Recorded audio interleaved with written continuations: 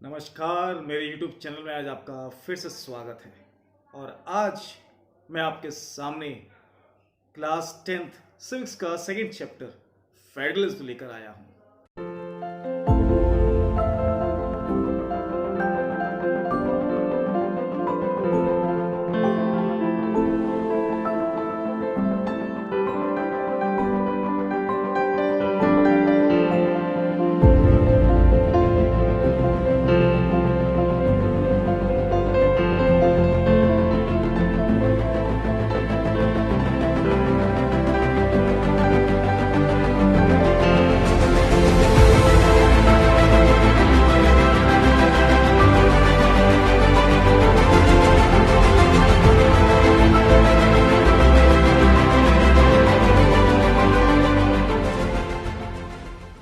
पहले जो हमने चैप्टर पढ़ा था, शायद आपको याद होगा, power sharing. In that chapter I discussed about two countries story, the Belgium and the Sri Lanka. दोनों ही कहानियों में काफी डिफरेंस था। दोनों ही कहानियों में जो डिफरेंस था उससे आपको यह पता चला था कि बेल्जियम जो कंट्री थी उसने पावर शेयरिंग करी थी विद द माइनॉरिटीज ऑल्सो, तो वहीं श्रीलंका जो था उसने पावर शेयरिंग नहीं करी थी। In that country, the majoritarian government was followed and only the Sinhalas community ruled others. यही पढ़ा था हमने। तो चलिए देखते हैं दोनों तरह की गवर्नमेंट को कहते क्या है और दोनों में अंतर क्या होता है। सबसे पहले हम बात करते हैं बेल्जियम की। बेल्जियम कंट्री में 2 और मोर लेवल ऑफ गवर्नमेंट थी और दोनों ही या तीनों ही गवर्नमेंट एक दूसरे के सबऑर्डिनेट नहीं थी, मतलब एक तरीके के गुलाम नहीं थी, सब अपनी फ्री होके काम करते थे। तो इस तरीके की जो गवर्नमेंट होती है ना, उसे कहा जाता है फेडरल गवर्नमेंट। तो वहीं दूसरी तरफ होती है यूनिटरी गवर्नमेंट। यूनिटरी गवर्नमेंट वो गवर्नमेंट होती है जहां पर केवल एक ही लेवल ऑफ गवर्नमेंट होती है, केवल एक ही। अगर in case other level of government also exist, अगर दूसरी लेवल की गवर्नमेंट भी हैं तो वो सबऑर्डिनेट होंगी, वो फ्री होके अपना काम नहीं कर सकती हैं। ये हमारा यूनिटरी गवर्नमेंट का एग्जाम्पल था और यूनिटी गवर्नमेंट से ही इसी से हम समझते हैं कि क्या यूनिटी गवर्नमेंट होती है। तो चलिए, हमारा चैप्टर जो है वो तो फेडरलिज्म के ऊपर है और मैंने आपको डिफरेंस भी बता दिया है यूनिटरी गवर्नमेंट और फेडरल गवर्नमेंट का। लेकिन बात करते हैं कि कैसे पहचान सकते हैं कि डेट कंट्रीज आर फेडरल और नॉट। उसके कुछ फीचर्स हैं, जरा ध्यान से समझना वो फीचर्स। सबसे पहला जो होता है वो है 2 और मोर लेवल ऑफ गवर्नमेंट। जो सेकंड पॉइंट होता है वो है कि 2 और मोर लेवल ऑफ गवर्नमेंट जो होती है ना, govern the same citizen under its own jurisdiction. और वो जुरिडिक्शन आपका लेजिस्लेचर हो सकता है, टैक्सेशन हो सकता है और ये समझ लीजिए आपकी एडमिनिस्ट्रेशन हो सकता है। और एक ही सिटीजन को कैसे रूल करती है, इसको मैं एक एग्जांपल से समझा सकता हूं आपको। जैसे कि आप देखिए, मैं एक सिटीजन हूं, मेरे ऊपर सेंट्रल गवर्नमेंट का भी रूल फॉलो होते हैं, स्टेट गवर्नमेंट के भी होते हैं और लोकल गवर्नमेंट के भी होते हैं। लेकिन तीनों का जो लॉ रूल करने वाला है वो अलग अलग है। तीनों अपने लिमिट में रहकर ही रूल करती हैं। मेरे हिसाब से समझ में आया होगा कि एक ही सिटीजन्स को different tyre of government rule करती हैं but under its own jurisdiction. ये सेकंड पॉइंट था। थर्ड पॉइंट है इसमें हमारा कि ये जो गवर्नमेंट है, ये तीनों जो गवर्नमेंट है, ये इनके पास जो राइट है ना, फंडामेंटल राइट्स, वो इनके पास जो अधिकार हैं वो कॉन्स्टिट्यूशनली गारंटीड है। उन्हें कोई भी छीन नहीं सकता इनसे। इनकी जुडिक्शंस, इनके राइट्स सब मेंशन है कॉन्स्टिट्यूशंस में। ये थर्ड पॉइंट था हमारा। फोर्थ पॉइंट सिंपल है कि जो इनके जो राइट्स है ना, वो फंडामेंटल एक तरीके से, मतलब यूनिलैटरली चेंज नहीं किए जा सकते। अगर चेंज करना है तो सब मिलकर ही चेंज करेंगे ऐसे। Fourth point. फिफ्थ पॉइंट, अगर कभी भी इनके बीच में कोई भी कन्फ्लिक्ट्स होते हैं तो उसे सॉल्व करने के लिए हमारे देश में ज्यूरिडिक्शंस बनाई गई हैं, न्याय व्यवस्था। और कोर्ट, अगर कभी भी कोई भी झगड़ा होता है पावर शेयरिंग को लेकर, court will act as an umpire और हर किसी को उसकी बात माननी पड़ेगी। ये है हमारा 5th पॉइंट।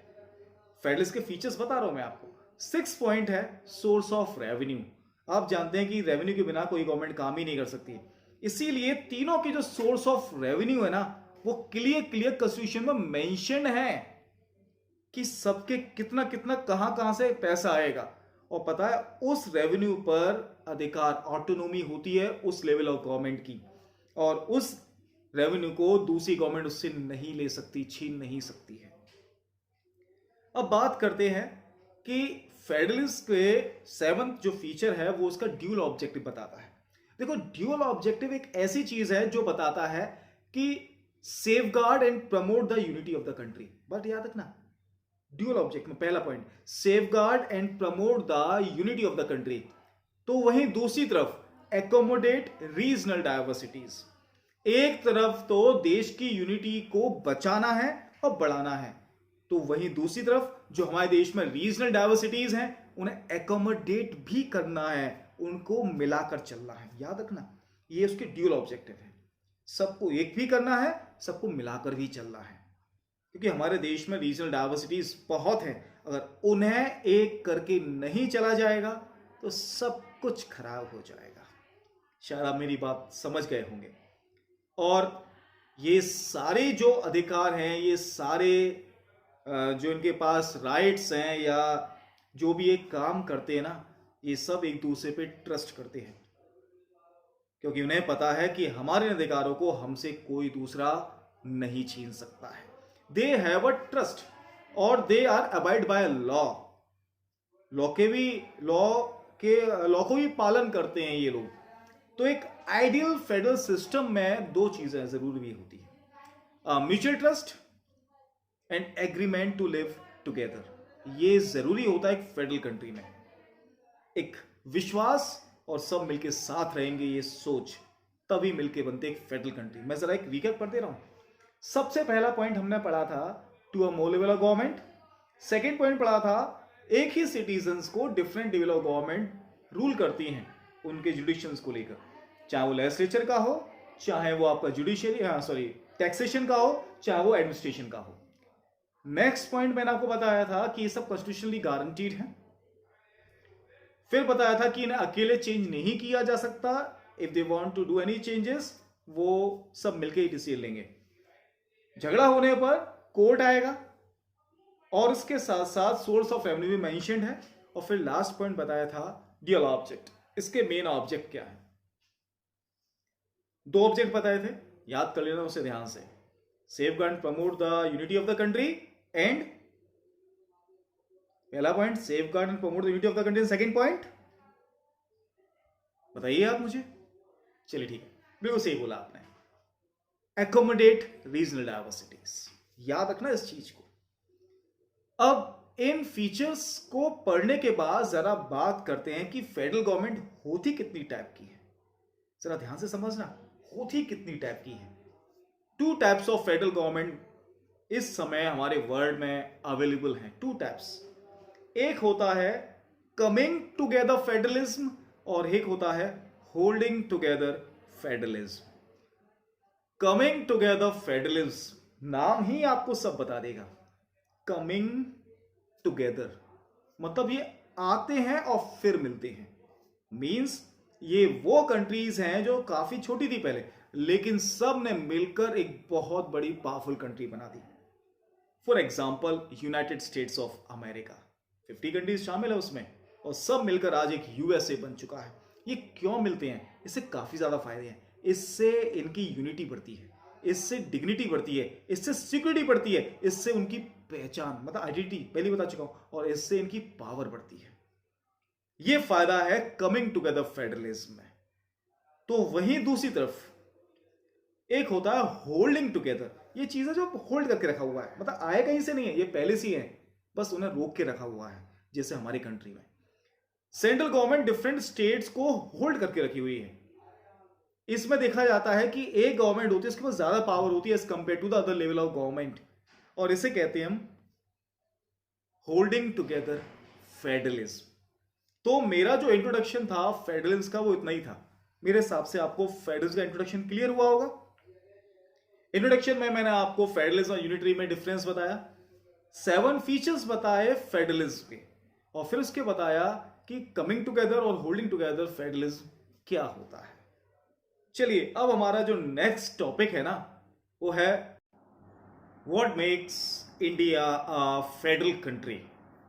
तो चलिए, जैसे हम जानते हैं कि हमारे इंडिया जो था वो आज़ाद हुआ था 1947 में।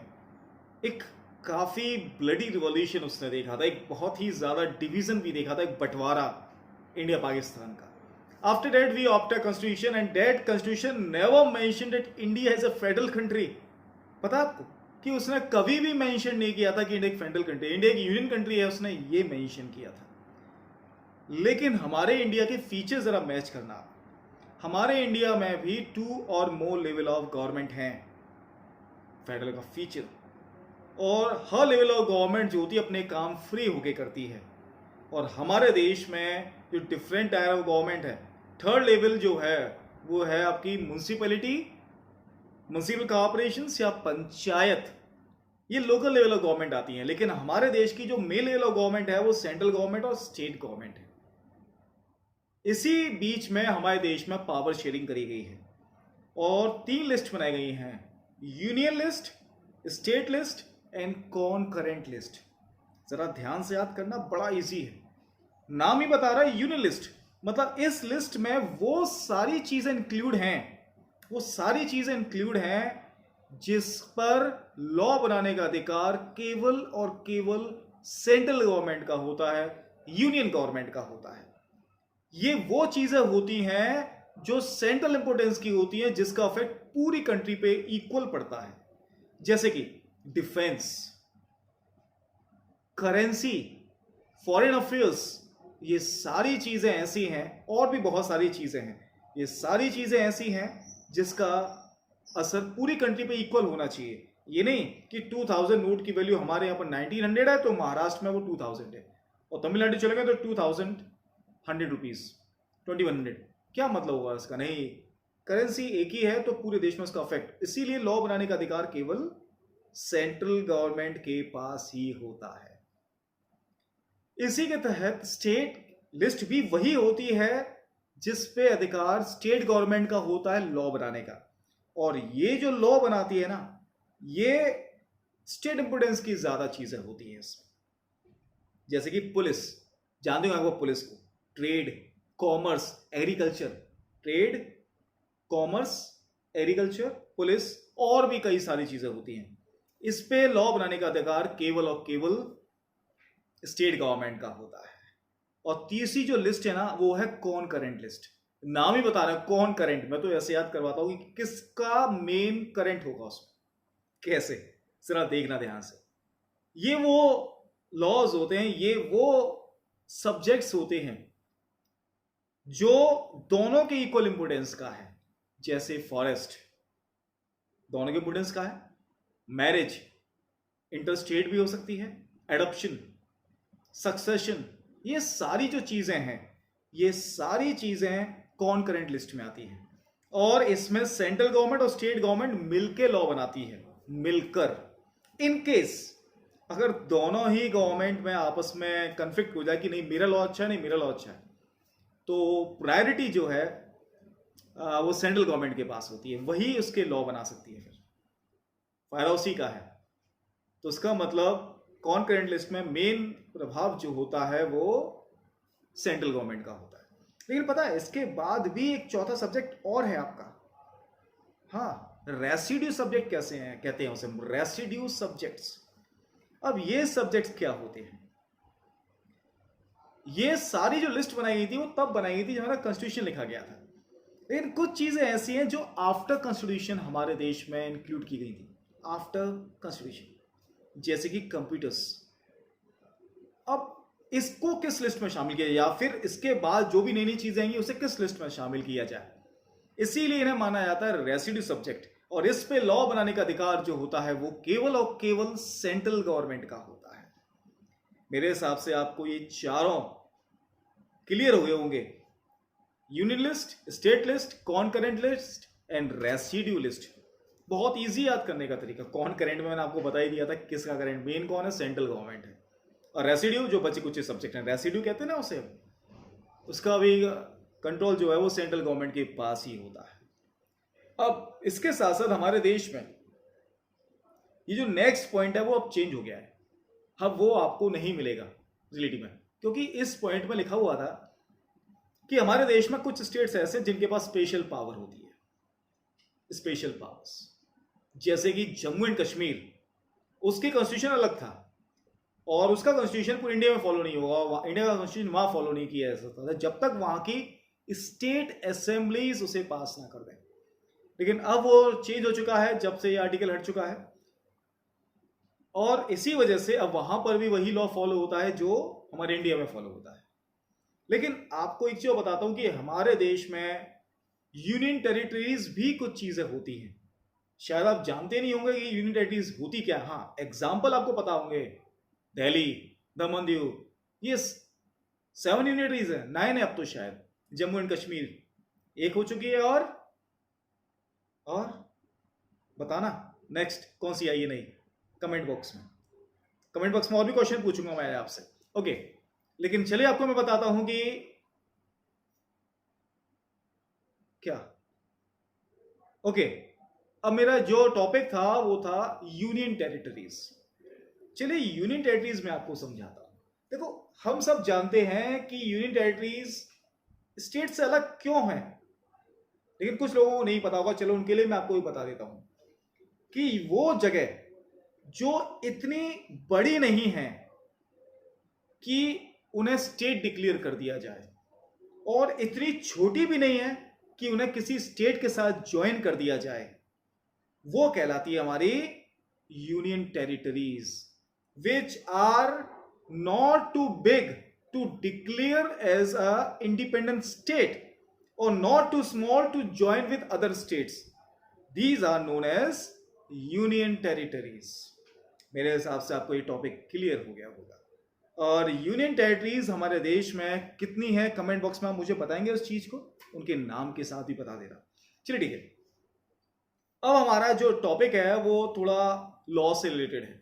जब भी हमारे देश में झगड़ा होता है तो कौन सॉल्व करता है उसे? कोर्ट्स। ये तो आप जानते होंगे बात को। तो हमारे देश में कितने सारे फीचर्स फॉलो होते हैं फेडरल गवर्नमेंट के, लगभग सारे ही सारे हैं। लेकिन कोर्ट से पहले मैं आपको एक बात बता देना चाहता हूं। ये मैंने अभी आपको जो पावर शेयरिंग एग्रीमेंट बताया था ना, सेंट्रल गवर्नमेंट स्टेट गवर्नमेंट का, इसमें चेंजेस होना इतना आसान नहीं है। और सिंपल सी बात, एक लेवल ऑफ गवर्नमेंट से चेंज नहीं कर सकती। ये भी फीचर मैंने आपको उस समय बताया था कि कोई भी पावर शेयरिंग एग्रीमेंट में चेंज होगा तो दोनों गवर्नमेंट मिलकर ही करेंगी। कैसे करती है हमारे देश में? सबसे पहले अगर कोई भी पावर शेयरिंग में चेंज होना है तो पहले से दोनों हाउसेस पास करेंगे, Lok Sabha and the Rajya Sabha. After that 50% of the state assemblies भी अगर उसे पास कर देते हैं तभी उस पावर शेयरिंग एग्रीमेंट में चेंज होगा, नहीं तो नहीं हो सकता है। अगर कभी भी डिस्प्यूट्स होते हैं तो आपको पता ही है हमारे देश में कोर्ट्स हैं, डिस्ट्रिक्ट कोर्ट है, हाई कोर्ट है और सुप्रीम कोर्ट है। और आप जानते हैं जब स्टेट गवर्नमेंट की लड़ाई होती है तो हाई कोर्ट देखते हैं, या नहीं सॉल्व होता तो सुप्रीम कोर्ट देखता है। ये सबकी लड़ाई देखते हैं, सिटीजन्स की, सिटीजन गवर्नमेंट की, सबकी, या गवर्नमेंट का, स्टेट गवर्नमेंट की अलग अलग। ये था हमारा फीचर्स ऑफ फेडरलिज्म जो हमारे इंडियन कॉन्स्टिट्यूशन से मैच होते हैं, फीचर्स फेडरलिज्म के। आज के लिए बस इतना ही। शेष पार्ट जो है चैप्टर का, the remaining part of the chapter will be discussed tomorrow. और चैप्टर को पूरा ध्यान से पढ़िए, जो भी चीज समझ नहीं आए कमेंट बॉक्स में पूछिए। तब तक के लिए गुड बाय।